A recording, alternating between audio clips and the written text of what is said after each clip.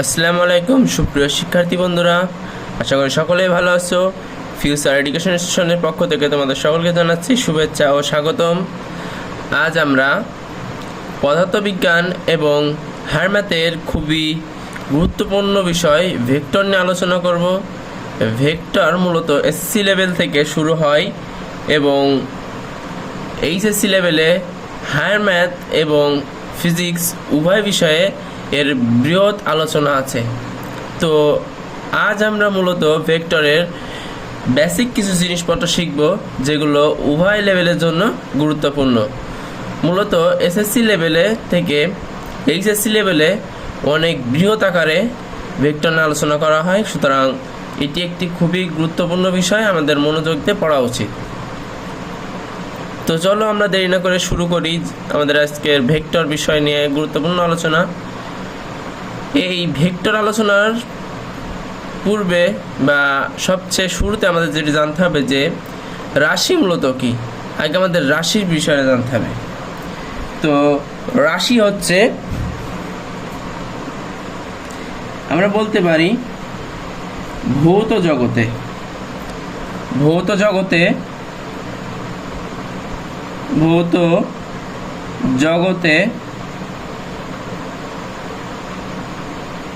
জগতের পরিমাপযোগ্য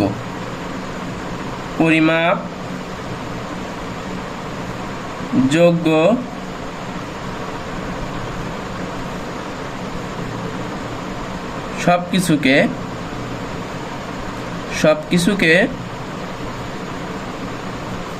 রাশি বলে।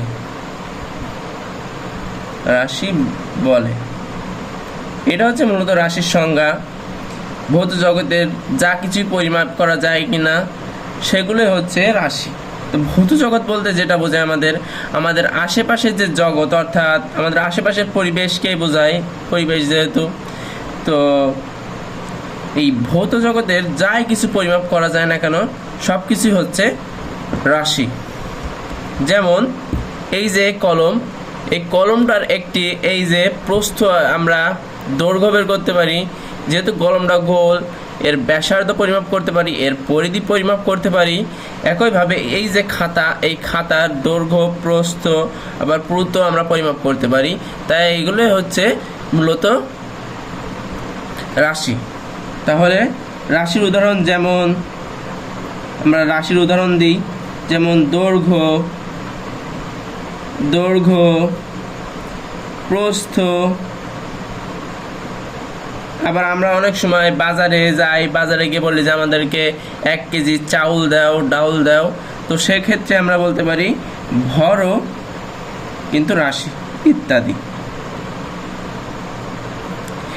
এই রাশি আবার দুই প্রকার, একটা হচ্ছে স্কেলার রাশি আর একটা ভেক্টর রাশি। তাহলে রাশি দুই প্রকার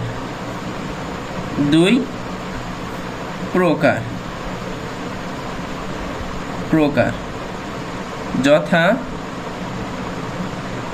রাশি দুই প্রকার। একটি হচ্ছে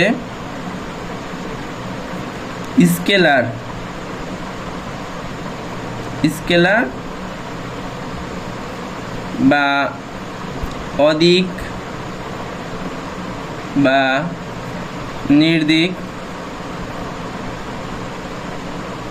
নির্দিক রাশি। আর একটা হচ্ছে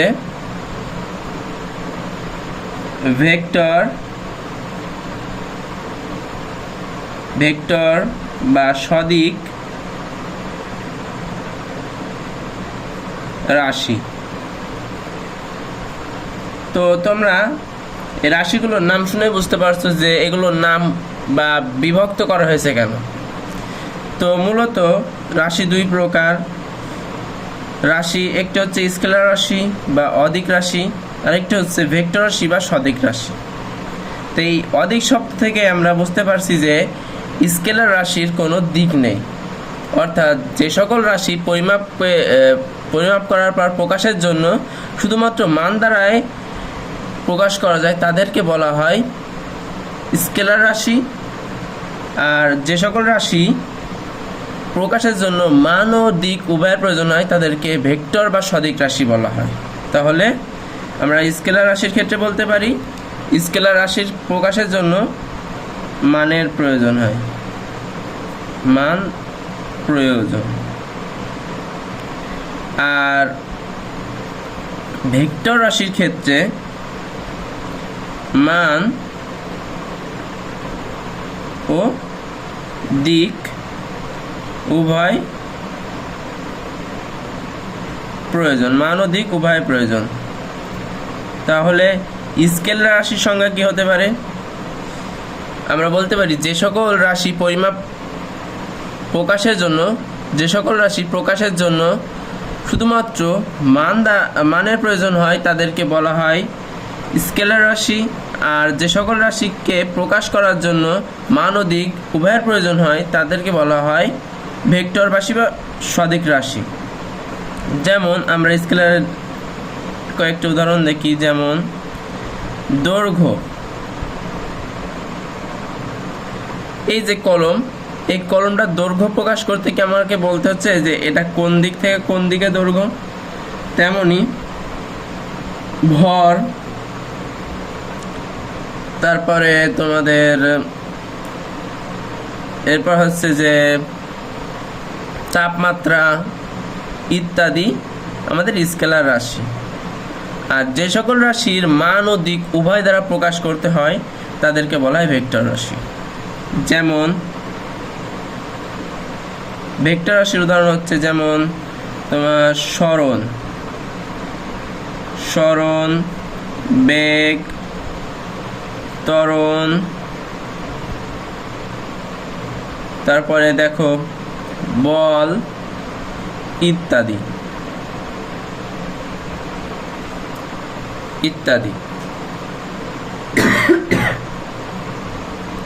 তাহলে আমরা বুঝতে পেরেছি যে রাশি দুই প্রকার, যথা স্কেলার ও ভেক্টর রাশি।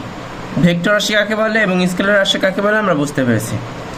এরপর আমরা যেহেতু আজ আমাদের আলোচনার বিষয় হচ্ছে ভেক্টর রাশি, তো আমরা ভেক্টর রাশি নিয়ে আলোচনা করব।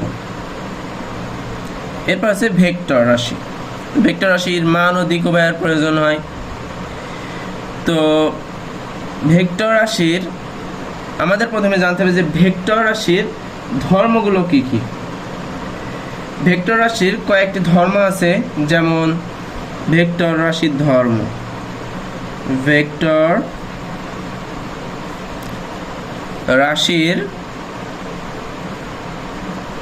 রাশির ধর্ম, যেমন একটা হচ্ছে মান ও দিক আছে। মান ও দিক প্রয়োজন, অর্থাৎ ভেক্টর রাশি প্রকাশের জন্য মান ও দিক প্রয়োজন। দ্বিতীয়টা হচ্ছে শুধু মান অথবা শুধু দিক উভয়ের পরিবর্তন হলে, তাহলে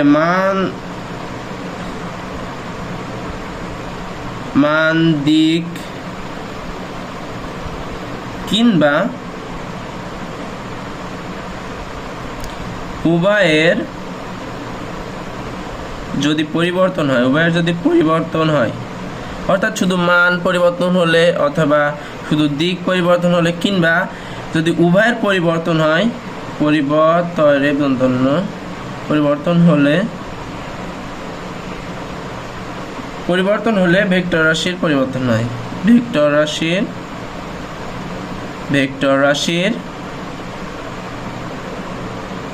রাশির পরিবর্তন হয়। এরপরে 3 নম্বর যে ধর্মটা আমাদের আছে সেটি হচ্ছে যে ভেক্টর রাশির যোগ গুণ সাধারণ নিয়মের ব্যতিক্রম। তাহলে আমরা বলতে পারি যে ভেক্টর রাশির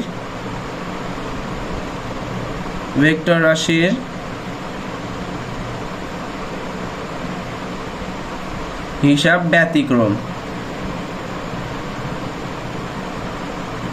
ব্যতিক্রমী।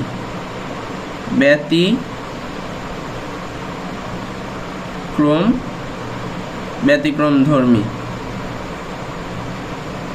তাহলে ভেক্টর রাশির হিসাব ব্যতিক্রমধর্মী। এরপরে আমাদের 4 নাম্বার বিষয় হচ্ছে, 4 নাম্বার যে ধর্মটি আছে সেটি হচ্ছে, যদি দুটি ভেক্টর রাশির মধ্যে কোনোটির মান শূন্য না হলেও তাদের গুণফল শূন্য হতে পারে। তাহলে আমাদের চতুর্থ যে ধর্মটি আছে সেটি হচ্ছে, দুটি ভেক্টরের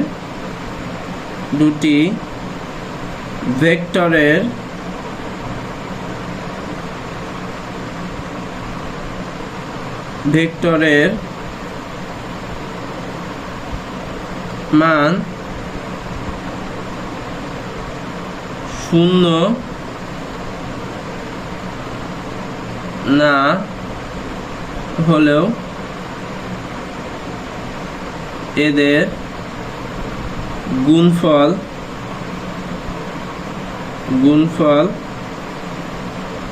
শূন্য হয় বা হতে পারে। তাহলে আমরা দেখতে পেলাম যে ভেক্টর রাশির কয়েকটি ধর্ম আছে, যার মধ্যে 1 নম্বরে আছে যে ভেক্টর রাশির প্রকাশের জন্য দিক ও মান উভয়ের প্রয়োজন হয়। দ্বিতীয়টি হচ্ছে, মান ও দিক কিংবা উভয়ের যদি পরিবর্তন হয় তাহলে ভেক্টর রাশির পরিবর্তন হয়। এরপরেরটি হচ্ছে, ভেক্টর রাশির যে যোগ, বিয়োগ, গুণ ইত্যাদি সাধারণ বীজগাণিতিক নিয়মের ব্যতিক্রম হয়, এই জন্য আমরা বলছি যে ভেক্টর রাশির হিসাব ব্যতিক্রমধর্মী। এরপরে আসছে, দুটি ভেক্টরের মান যদি শূন্য না হয় তাহলে এদের গুণের প্রকৃতির উপর নির্ভর করে এদের গুণফল শূন্য হতে পারে। আমাদের শেষ আরেকটি ধর্ম আছে, সেটি হচ্ছে, দুটি ভেক্টর রাশির গুণফলের গুণের প্রকৃতির উপর নির্ভর করে একটি স্কেলার হতে পারে, আবার একটি ভেক্টর হতে পারে। তাহলে গুণের প্রকৃতির উপর নির্ভর করে গুণফল স্কেলার হতে পারে অথবা ভেক্টর হতে পারে। গুণের প্রকৃতির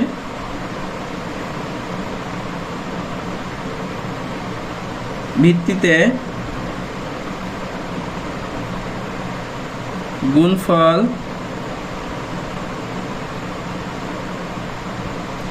স্কেলার কিংবা ভেক্টর হতে পারে, ভেক্টর হতে পারে। তা আশা করি সকলে ভেক্টরের ধর্মগুলো বুঝতে পেরেছো। এরপর আমরা জানবো ভেক্টর রাশির প্রকাশ, অর্থাৎ ভেক্টর রাশি কিভাবে প্রকাশ করা যায়।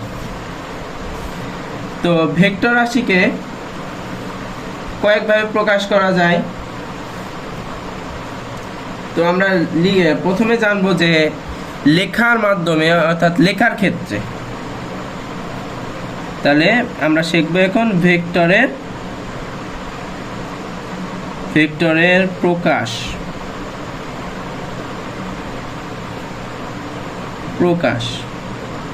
প্রকাশ দুইভাবে হয়। এটা হচ্ছে একটা হচ্ছে জ্যামিতিক ভাবে,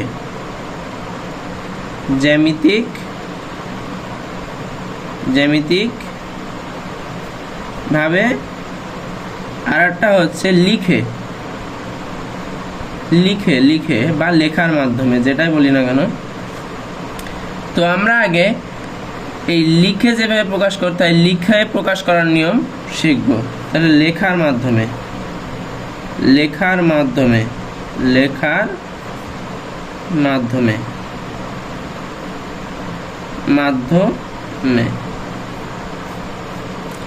তো লেখার মাধ্যমে আমরা যে প্রকাশের যে নিয়মগুলো, সেগুলো হচ্ছে, 1 নাম্বার, রাশির সংকেতের ওপর তীর চিহ্ন দিয়ে। তাহলে রাশির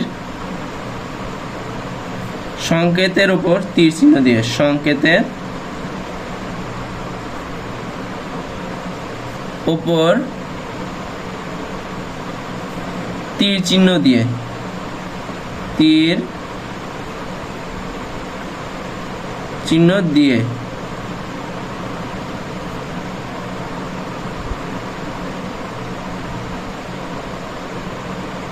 যেমন এই যে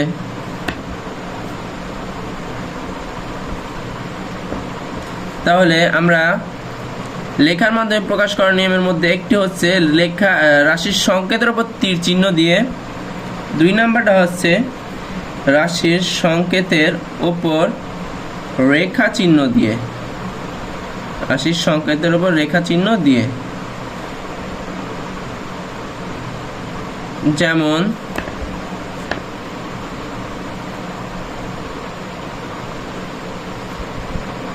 এরপরে হচ্ছে রাশির সংকেতের নিচে, রাশির সংকেতের নিচে রেখা চিহ্ন দিয়ে। যেমন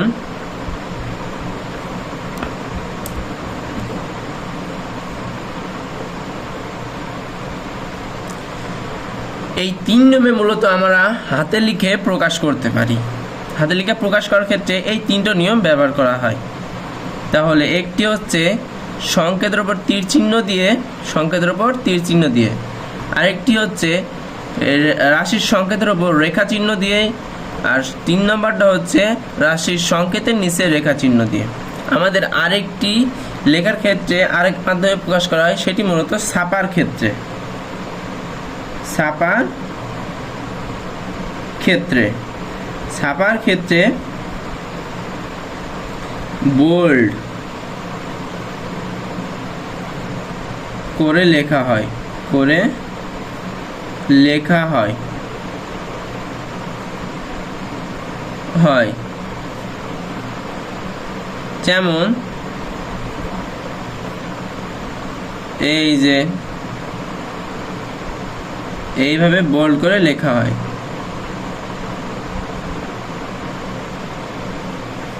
এইভাবে বোল্ড করে লেখা হয়, অর্থাৎ যে লেখা আমাদের ছাপার ক্ষেত্রে বোল্ড করে এভাবে লেখা হয়, অর্থাৎ 2 পাশ বোল্ড হয়, আবার অথবা 1 পাশ বোল্ড হয়ে লেখা হয়। তো আমরা জানলাম যে কিভাবে লেখার মাধ্যমে আমরা ভেক্টর প্রকাশ করতে পারি। এখন আমরা শিখব জ্যামিতিক উপায়ে আমরা কিভাবে ভেক্টর প্রকাশ করতে পারি। তাহলে আমরা এখন শিখব জ্যামিতিক উপায়ে প্রকাশ। জ্যামিতিক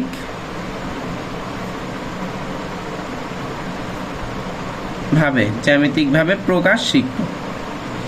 তো ভেক্টর যেহেতু মান ও দিকের উপর নির্ভর করে, তো মনে করো যে আমরা একটি ভেক্টর রাশি নিই, যে এটা মনে করো যে ভেক্টরের আদি বিন্দু, আর এ হচ্ছে প্রান্ত বিন্দু। তো তোমরা খেয়াল রাখবে একটা ভেক্টর রাশির, একটা ভেক্টর রেখার বা একটা ভেক্টর রাশির সবসময় 2টা বিন্দু থাকে। এটা কি বলা হয়? স্টার্টিং পয়েন্ট, স্টার্টিং পয়েন্ট বা আদি বিন্দু, আদি বিন্দু। যেহেতু এটা শুরু বা গোড়া, তো এটাকে আবার অনেকেই বলে যে পাদবিন্দু, পাদবিন্দু, পাদবিন্দু, পাদবিন্দু। আবার অনেকে এটাকে পায়ের সাথে তুলনা করে বলে এটাকে বলা হয় পা। আর এই যে বিন্দুটা আছে এটাকে বলা হয় ইন্ডিং, ইন্ডিং পয়েন্ট বা শীর্ষবিন্দু, শীর্ষবিন্দু বা প্রান্তবিন্দু।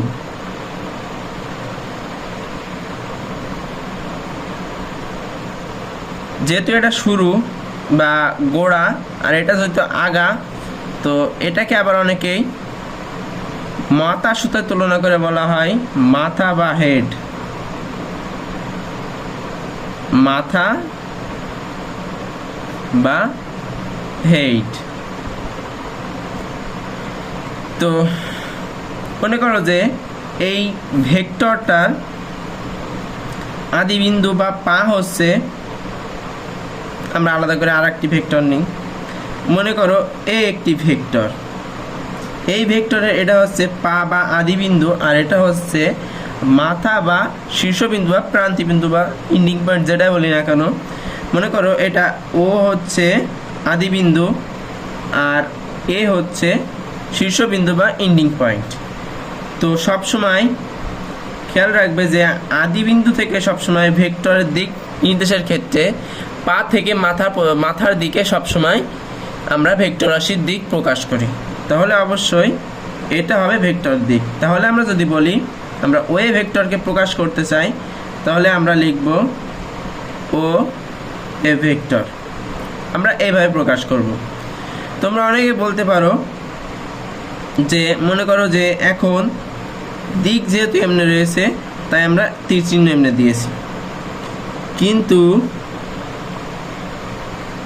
মনে করো যে এটা আর একটা ভেক্টর, এটা হচ্ছে ও আর এটা হচ্ছে এ, অর্থাৎ এমনি বিপরীত করে লিখেছি। তো তোমরা এখন দেখতে পাচ্ছ এটা যেহেতু পা আর এটা হচ্ছে মাথা, তাহলে ভেক্টরের দিক এই পা থেকে মাথার দিকে অর্থাৎ এই থেকে এইদিকে, কিন্তু যদি আমরা প্রকাশ করতে চাই তাহলে কিন্তু আমাদের এই দিকে লিখতে হবে।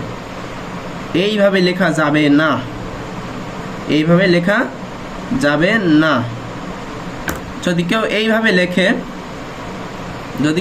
লেখে তাহলে সে কিন্তু ভুল, অবশ্যই আমাদের এইভাবে লিখতে হবে। তাহলে আশা করি জ্যামিতিক উপায়ে এবং লেখার মাধ্যমে তোমরা প্রকাশগুলো বুঝে ফেলেছো। এরপর আমরা যাব কিছু ভেক্টর রাশির কতিপয় কিছু ভেক্টর রাশির পরিচয় জানব। আমরা প্রথমে জানবো যে স্বাধীন ভেক্টর। এক নম্বরে আমরা জানবো স্বাধীন ভেক্টর। স্বাধীন ভেক্টর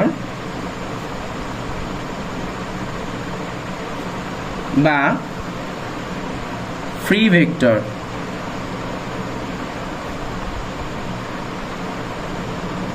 স্বাধীন ভেক্টর বা ফ্রি ভেক্টর। তো স্বাধীন ভেক্টর কি? কোনো ভেক্টর রাশির পাদবিন্দু কোথায় হবে তা যদি ইচ্ছা মতো পছন্দ করা যায় তবে সেই ভেক্টরকে স্বাধীন ভেক্টর বলে। তাহলে স্বাধীন ভেক্টর কি?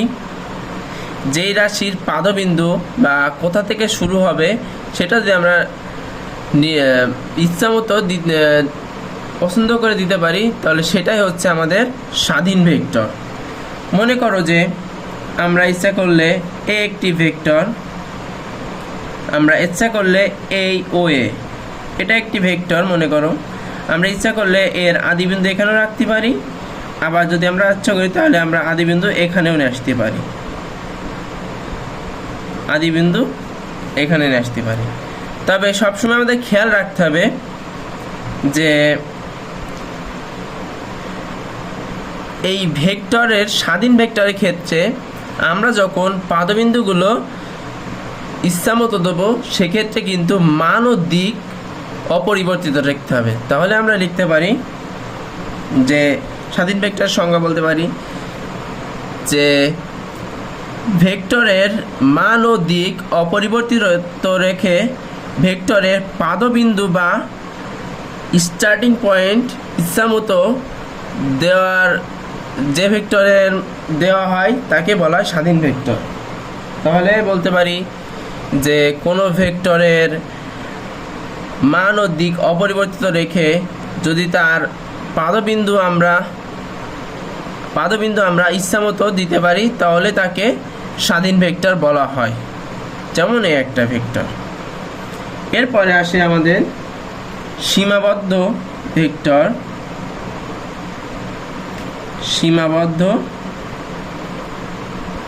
সীমাবদ্ধ ভেক্টর।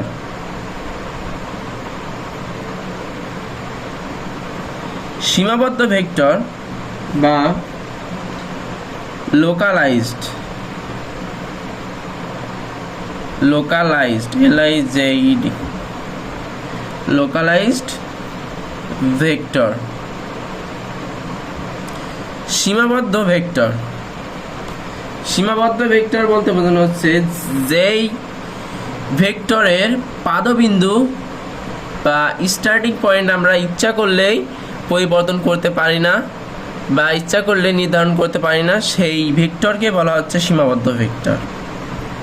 যেমন আমরা একটি উদাহরণ দেখি। মনে করো ও এই একটি ভেক্টর। আমরা যদি ইচ্ছা করি, আমরা কিন্তু ইচ্ছা করলে এই ভেক্টরকে, এটা এক্স ওয়াই অক্ষ আর এটা এক্স অক্ষ, মনে করো এটা হচ্ছে ওয়ে ভেক্টর, কিন্তু আমরা ইচ্ছা করলে কিন্তু এখানে এইভাবে লিখতে পারবো না। এর কারণ তোমরা সকলেই জানো যে এক্স বরাবর এটা হচ্ছে মূল বিন্দু, আর এটা কিন্তু এখানে আসতে গেলে এইটুকুর একটা মান থাকবে, সুতরাং সেক্ষেত্রে কিন্তু ভেক্টরের মান পরিবর্তন হয়ে যাবে, সুতরাং ভেক্টরও পরিবর্তন হয়ে যাবে। তাই আমরা বলতে পারি যে যেই ভেক্টরের পাদবিন্দু বা স্টার্টিং পয়েন্ট আমরা ইচ্ছা করলে ইচ্ছা মতো দিতে পারি না, তাকে আমরা সীমাবদ্ধ ভেক্টর বলি। আশা করি বুঝতে পেরেছ। এরপরে আমরা 3 নম্বরে যে ভেক্টর সম্পর্কে জানবো সেটি হচ্ছে সদৃশ ভেক্টর। 3 নম্বরে আমরা জানবো সদৃশ ভেক্টর।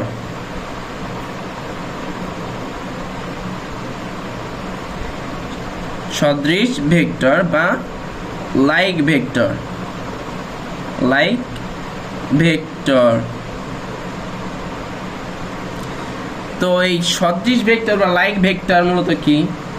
সমজাতীয় দুইটি ভেক্টর যদি একই দিকে ক্রিয়া করে তবে তাদেরকে সদৃশ বা সমান্তরাল ভেক্টর বলে। তাহলে এই সদৃশ ভেক্টরের আরেকটি নাম হচ্ছে সমান্তরাল ভেক্টর। সমজাতীয় দুটি বা ততোধিক ভেক্টর যদি একই দিকে ক্রিয়া করে তাহলে তাদেরকে পরস্পরের সদৃশ বা সমান্তরাল ভেক্টর আমরা বলতে পারি। সমজাতীয় বলতে যে ভেক্টর দ্বয়ের দিক একই দিকে এবং এরা যাবে পরস্পর সমান্তরালে। তাহলে সমজাতীয় বলতে বুঝাচ্ছি এদের দিক হবে একই দিকে এবং এরা যাবে সমান্তরালে। তাহলে মনে করো এটি ওএ একটি ভেক্টর এবং ওবি একটি ভেক্টর। তো দেখো যেহেতু এরা একই দিকে ক্রিয়া করছে, এই ভেক্টর দ্বয় একই দিকে ক্রিয়া করছে এবং এদের মধ্যে দূরত্ব সমান দূরত্ব বজায় রেখেছে, সুতরাং এরা হচ্ছে পরস্পর সদৃশ ভেক্টর বা সমান্তরাল ভেক্টর। তাহলে আমরা লিখতে পারি অতএব ও এ সমান্তরাল ও বি ভেক্টর। তাহলে আশা করি সদৃশ ভেক্টর বুঝতে পেরেছো। তাহলে সদৃশ ভেক্টরের সংজ্ঞা কি লিখতে পারি আমরা? সমজাতীয় দুই বা ততোধিক ভেক্টর যদি একই দিকে ক্রিয়া করে এবং তাদের দিক ও সমান হয় তাদেরকে সদৃশ বা সমান্তরাল ভেক্টর বলে। এরপর আমরা যে ভেক্টরটি জানবো সেটা হচ্ছে সমান ভেক্টর। সমান ভেক্টর। সমান ভেক্টর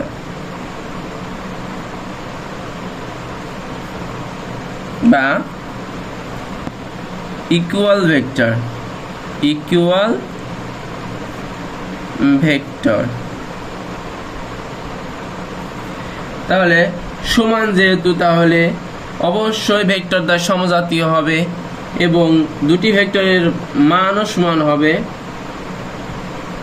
তাহলে আমরা বলতে পারি যে সমজাতীয় দুটি বা ততোধিক ভেক্টরের মান যদি সমান হয় এবং তাদের দিকও যদি একই দিকে হয় তবে তাদেরকে সমান ভেক্টর বলে। যেমন যদি মনে করো আমরা এই যে এই একটা ভেক্টর নিলাম, ধরো এটা ওপি ভেক্টর আর এটা ও কিউ ভেক্টর।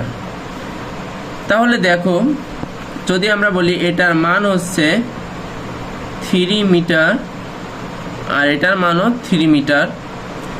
তাহলে এদের মান কিন্তু একই, আবার দেখো এরা একই দিকে ক্রিয়া করছে, এদের দিক কিন্তু একই। সুতরাং আমরা বলতে পারি সমজাতীয় দুইটি ভেক্টরের মান যদি একই হয় এবং এদের দিকও যদি একই হয়, তাহলে আমরা এই ভেক্টর দ্বয়কে সমান ভেক্টর বলতে পারি। তাহলে দেখো এখানে যে এই ওপি ভেক্টরের দৈর্ঘ্য 3 মিটার, ও কিউ ভেক্টরের মানও 3 মিটার, এবং ওপি যেদিকে ক্রিয়া করছে একইভাবে ও কিউ ভেক্টর একই দিকে ক্রিয়া করছে। সুতরাং আমরা ও কিউ এবং ওপি দুইটি ভেক্টরকে সমান ভেক্টর বলতে পারি। এরপরে আসছে আমাদের বিপরীত ভেক্টর। এরপরে আসছে বিপরীত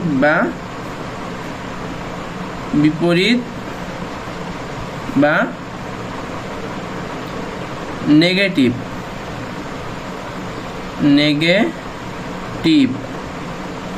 সমান বিপরীত বা নেগেটিভ ভেক্টর।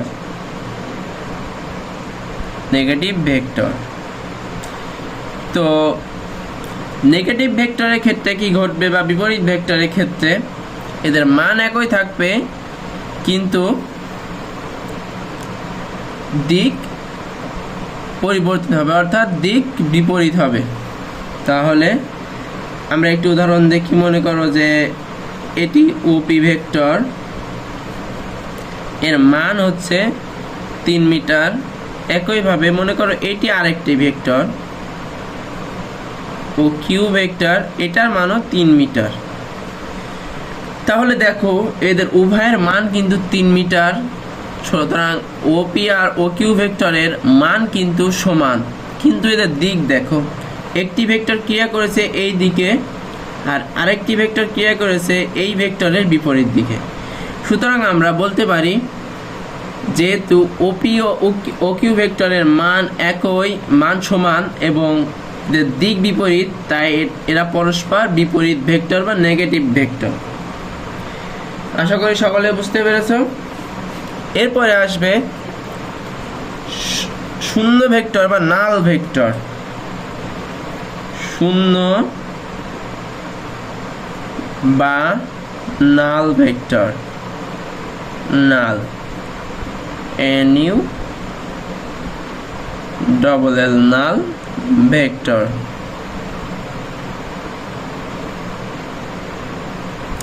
শূন্য বা নাল ভেক্টর, তো যে ভেক্টরের মান শূন্য তাকে নাল ভেক্টর বা শূন্য ভেক্টর বলা হয়।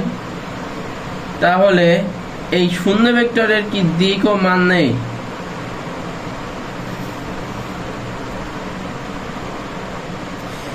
তো শূন্য ভেক্টর একটি বিপরীতধর্মী ভেক্টর, এই ভেক্টরের মান শূন্য, তাই একে নাল ভেক্টর বা শূন্য ভেক্টর বলা হচ্ছে। যেহেতু শূন্য ভেক্টরের কোনো মান নেই, তাই একে বলা হচ্ছে শূন্য ভেক্টর, অর্থাৎ শূন্য ভেক্টরের মান নেই, তাই এটাকে বলা হচ্ছে শূন্য ভেক্টর। তো আমরা একটি শূন্য ভেক্টর দেখতে পারি, এই হচ্ছে একটি শূন্য ভেক্টর, যেহেতু এটাকে আমরা ও দ্বারা প্রকাশ করতে পারি বা 0 দ্বারা। তো শূন্য ভেক্টরের দিক নেই, তাহলে শূন্য ভেক্টরের মান নেই, দিক নেই। তাহলে শূন্য ভেক্টর কেমনে হয়? মনে করো যে ওয়ে একটি ভেক্টর এদিক থেকে ক্রিয়া করছে এবং এর মান হচ্ছে 3 মিটার। একইভাবে এর বিপরীত আরেকটি ভেক্টর, এর বিপরীত ভেক্টর ওয়ে ও প্রাইম আর এ প্রাইম, তাহলে এদের মান হচ্ছে 3। তাহলে আমরা যদি এখন করি যে এই দুটো ভেক্টরের বিয়োগ করি, তাহলে সেই ক্ষেত্রে দেখো ওয়ে ভেক্টর মাইনাস ওয়ে ও প্রাইম এ প্রাইম ভেক্টর। তাহলে আমরা যদি এটাকে মডুলাস দিয়ে করি তাহলে মডুলাস ওয়ে ভেক্টর মডুলাস ও প্রাইম এ প্রাইম ভেক্টর। তাহলে এর মানও দেখো 3, এর মানও 3, তাহলে এদের মান হচ্ছে 0, তাই এটাকে বলা হচ্ছে নাল ভেক্টর। এদের দিকও নেই, মানও নেই, তো এদেরকে সবসময় প্রকাশ করা হয়। প্রকাশ করার ক্ষেত্রে 0 দিয়ে তার উপর তীর চিহ্ন দিয়ে প্রকাশ করা হয়। 0 দিয়ে তীর চিহ্ন দিয়ে প্রকাশ করা হয় নাল ভেক্টরকে। এরপরে আমরা শিখব অবস্থান ভেক্টর বা পজিশন ভেক্টর। অবস্থান ভেক্টর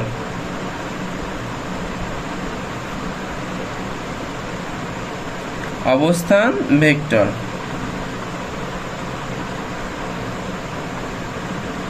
বা পজিশন POSITION পজিশন ভেক্টর।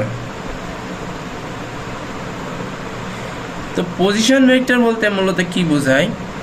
তো দেখো, তোমরা পদার্থবিজ্ঞানে হয়তো বা প্রসঙ্গ কাঠামো সম্পর্কে কিছু পড়েছো, বা প্রসঙ্গ বিন্দু যেটাকে আমরা বলি। মনে করো এটা একটি নীল কলম, এই নীল বিন্দু, মনে করো এই নীল বিন্দু, আর এটা হচ্ছে একটি লাল বিন্দু। তো আমরা এটাকে যদি একটি মনে করো নীল কলমে চিন্তা করলাম, এটা লাল কলম চিন্তা করলাম, তাহলে আমরা বলতে পারি যে এটাকে যদি আমরা প্রসঙ্গ বিন্দু ধরি, তাহলে এ থেকে এই নীল ভেক্টর নীল বিন্দু থেকে এর দিকে যে ভেক্টরটা তৈরি হবে, তাহলে সেই ভেক্টরটাই হবে অবস্থান ভেক্টর। তো অবস্থান ভেক্টরের সংজ্ঞা মূলত হচ্ছে যে প্রসঙ্গ মূল বিন্দুর সাপেক্ষে কোনো বিন্দুর অবস্থান যে ভেক্টর নির্দেশ করে। এটা হচ্ছে x অক্ষ আর এটা y অক্ষ। আর এটাকে মনে করো যে প্রসঙ্গ বিন্দু ও, আর এখানে মনে করো যে আরেকটি বিন্দু আছে। তো এটা প্রসঙ্গ বিন্দু থেকে এই যে ভেক্টরটা, মনে করি এটা পি বিন্দু, তাহলে আমরা কি বলতে পারি, এটা হচ্ছে প্রসঙ্গ কাঠামো বা প্রসঙ্গ কাঠামোর মূল বিন্দু থেকে, আর এটা হচ্ছে যে কোনো বিন্দু বা বস্তু যাই বলি না কেন, তাহলে প্রসঙ্গ কাঠামোর মূল বিন্দু থেকে কোনো বিন্দুর অবস্থান যে ভেক্টর নির্দেশ করে, অর্থাৎ ওয়ে ভেক্টর দ্বারা আমরা প্রসঙ্গ কাঠামোর মূল বিন্দু থেকে এই পি বিন্দুরকে নির্দেশ করছি, এই ওপি ভেক্টরকে বলা হবে অবস্থান ভেক্টর। তাহলে সংজ্ঞাটা কি?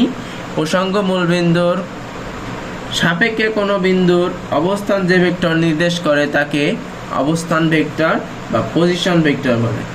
অবস্থান ভেক্টরকে অনেক সময় ব্যাসার্ধ ভেক্টরও বলা হয়। ব্যাসার্ধ ভেক্টর, একে আর দ্বারা প্রকাশ করা হয়, আর ইকুয়াল রেডিয়াস,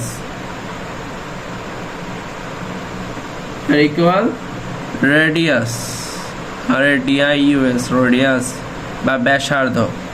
আশা করি তোমরা ভেক্টরের এই বিষয়গুলো আয়ত্ত করতে পেরেছো। যদি কোনো কনফিউশন থাকে তাহলে কমেন্ট করে জানিয়ে দিও। ভিডিওটি ভালো লাগলে লাইক করবে, এবং যদি ইউটিউব থেকে দেখে থাকো তাহলে সাবস্ক্রাইব করবে, ফেসবুক থেকে দেখে থাকলে ফলো দেবে, এবং শেয়ার করার মাধ্যমে তোমার বন্ধুদেরকে জানিয়ে দেবে আমাদের বিষয়ে।